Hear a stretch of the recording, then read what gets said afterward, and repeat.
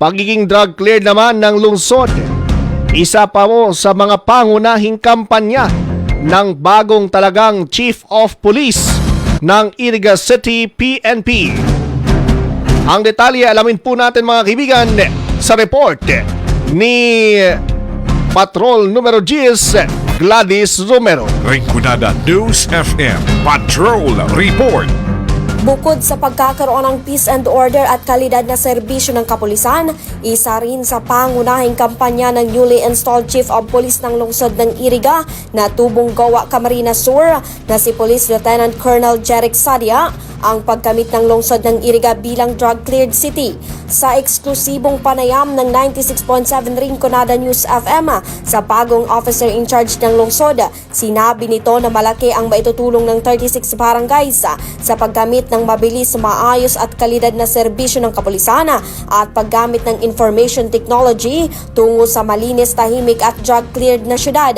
Dagdag pa nito na mayroon ng mga nakahandang proyekto, programa at polisiya sa kanyang liderato ang Iriga City Police Office na kanyang naipresenta nitong Lunes sa kanyang personal na pakikipag-usap at kortesiya sa namumuno sa lungsod na si Mayor Wilfredo Rex Oliva kaugnay sa pagtalima sa pagkamit ng maayos, mapayapa at progresibong lungsod ng Iriga.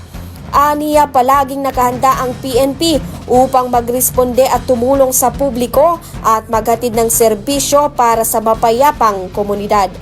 Asahan po ninyo na ang liderato po kang Philippine National Police sa Iriga sa pamamagitan po kang sa indong lingkod makikipag-ugnayan po sa indo and batabang maresponde at matao ng quality police service ang nani kung mapagtrabangan pa na ining 36 na barangay makaambag sa siyudad kang Iriga ning karo po na